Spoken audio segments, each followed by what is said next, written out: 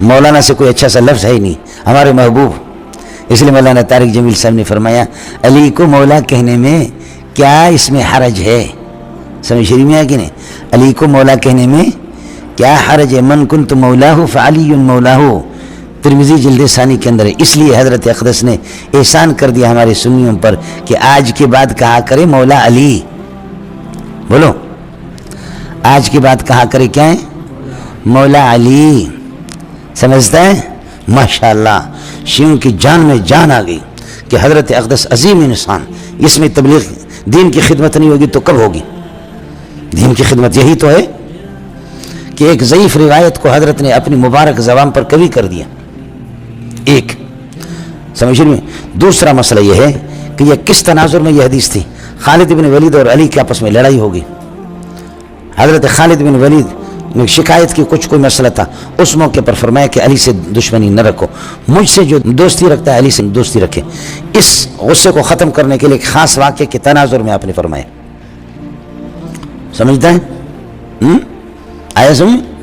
تیسرا مسئلہ یہ ہے کہ آپ نے تو یہ ہے کہ اس میں جزا کو تو لے لیا، شرط کو چھوڑ دیا. من کنت مولا ہو، میں محمد جس کو محبوب ہوں فعلی مولا ہو، علی بھی اس کا محبوب ہوگا.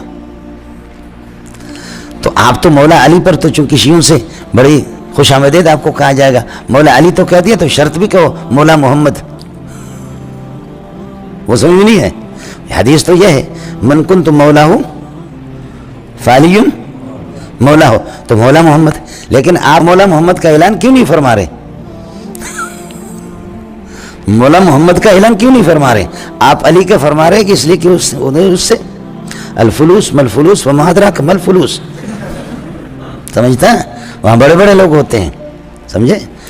آپ جب کہ اتنا تو شرط و جزا، اتنا جاہل تو آپ نہیں ہے نا. یہ تیسری بات میں عرض کر رہا ہوں. من کنت مولا ہو فعلی مولا، جس کا میں محبوب ہوں جو مجھ سے علی سے رکھے. تو مولا علی پر تو آپ اس کا چرچا کر رہے ہیں، پرچار کر رہے ہیں، لیکن مولا محمد کا کیوں نہیں کر رہے؟ پھر نام بھی بڑا ہو، کام بھی بڑا ہو. سمجھ رہے؟ ورحمنا انت مولانا. بولو ورحمنا انت مولانا فانصرنا علی. تو آپ مولا اللہ کی، سمجھے بھائی، مولا اللہ اس کی آپ پرچار کیوں نہیں کر رہے؟ اللہ بھی ہمارا مولا ہے.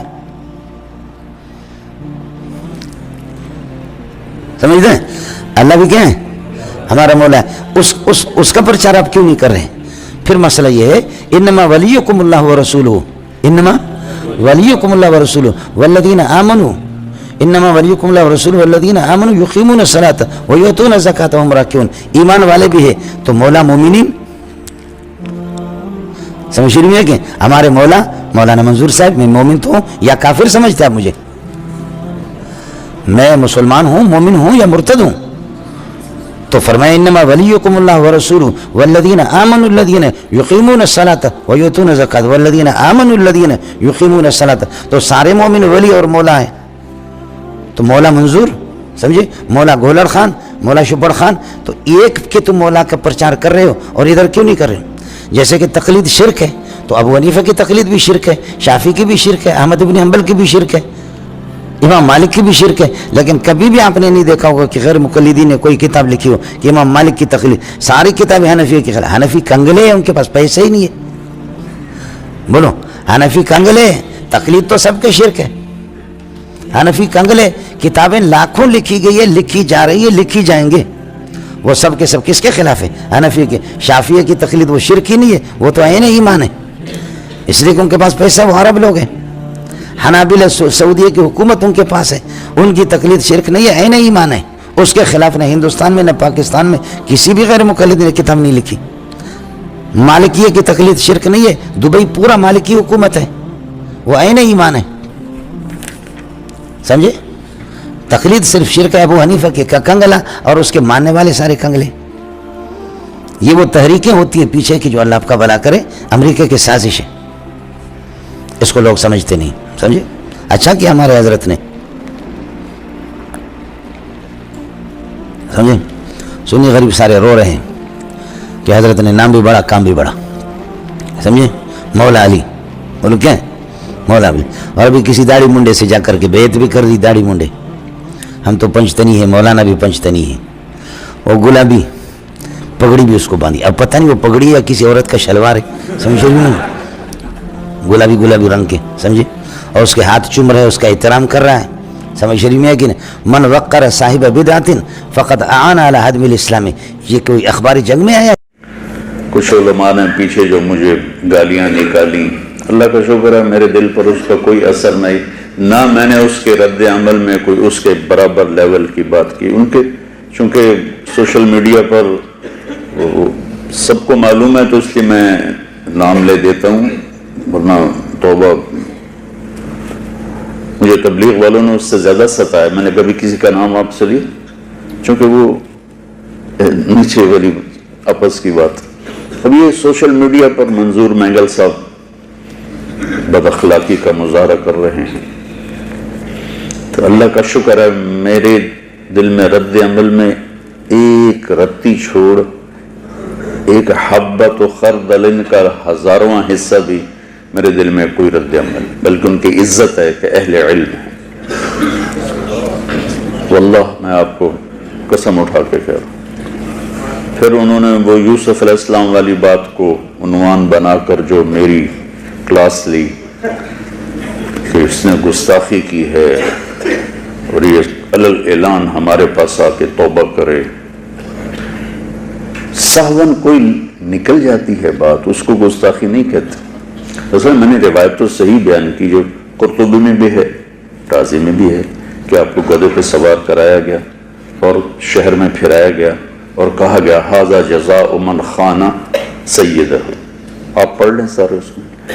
ٹھیک ہے, تفسیری روایات اس درجے کی نہیں ہوتی, لیکن اگر رازی قبول کر رہے ہیں, قرطبی قبول کر رہے ہیں, تو میں کیڑی شے ہوں. تو اس میں نے سہون یاد نہیں رہا, میں نے کہہ دیا چہرے کو سیاہ کیا گیا. تب اس کی ظنوا بالمؤمنین خیرا کتنی بڑی حدیث. اجتنبوا کثیرا من الظن ان بعض الظن اثم. مولی عدنان صاحب نے اس کا بڑا خوبصورت ترجمہ کیا کہ میرے ذہن میں یہ نہیں تھا. یہ میں اپنے چھوٹوں سے بھی سیکھتا ہوں, بڑوں سے بھی سیکھتا ہوں. تو انہوں نے ترجمہ کیا کہ مجھے لگتا ہے کہ یہ اللہ تعالیٰ کہہ رہا ہے کہ بدگمانی سے بچو, کہ بعد الظن, کچھ بدگمانیاں نہیں, بلکہ یہاں یوں لگتا ہے کہ اللہ کہہ رہا ہے کہ تھوڑی سی بدگمانی بھی بڑا گناہ ہے. آگے سبحان اللہ, بیٹا کیا خوبصورت ترجمہ کیا آپ نے.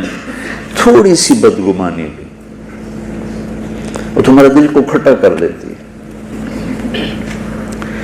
اور امام ابو حنیفہ رحمۃ اللہ علیہ کی طرف منسوب ہے, میں نے خود نہیں پڑھا, مفتی احمد علی صاحب شاید ان کی نظروں سے گزرا, کہ کسی میں 100 باتیں کفر کی ہوں اور ایک ایسی ہو جس کی میں تعویل کر کے اس کے اسلام کو بچایا جا سکتا ہے, تو اس ایک کی تعویل کو قبول کر کے 99 چیزوں پر پانی پھیر دو.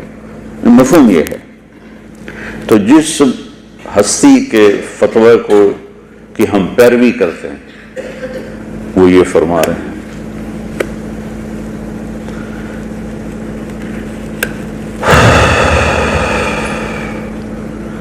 غلطی سے نکل گیا ایک جملہ تو کافر ہو گیا ہے, توبہ کرے, نکاح ٹوٹ گیا ہے. کیا عجیب بات ہے. جنید جمشید رحمت اللہ علیہ کے منہ سے گستاخی کہتے ہیں عمدن کوئی بات کی جائے, قصدن.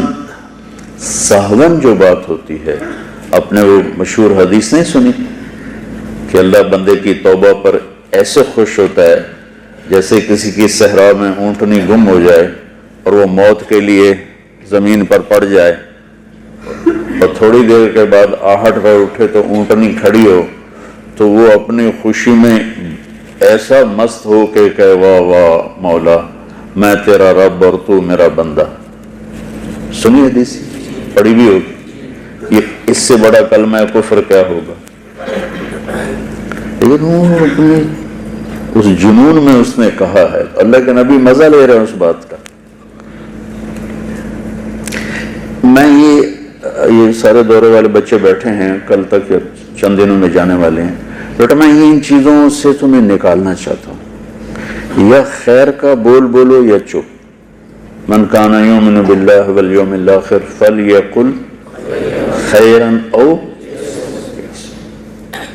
اس پر بیٹا